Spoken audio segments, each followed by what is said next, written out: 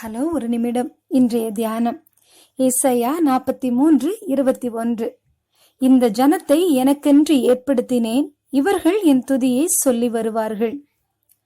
அமெரிக்க ஐக்கிய நாட்டின் ஜனாதிபதியாயிருந்த John Kennedy தன் வாலிப வயதில் ஒரு வாசனை திரவியம் தயாரிக்கும் கம்பெனியில் வேலை பார்த்து அந்த வருமானம் முழுவதையும் ஒரு அனாதை விடுதிக்கு உதவியாக கொடுத்து வந்தார். காலையிலிருந்து மாலை வரை வாசனை திரவிய தயாரிப்பில் ஈடுபட்டதால் அவர் சரீரம் முழுவதும் வாசனையால் நிரம்பி இருக்கும். மாலை வேலை முடிந்து வீடு திரும்பும் வழியெல்லாம் மக்கள் வாசனையால் மனமகிழ்ந்தனர். தூரத்தில் வாசனை வரும்போதே கென்னடி வருகிறார் போல இருக்கிறதே என்று உணர்ந்து ஆனந்தம் கொள்வார்களாம்.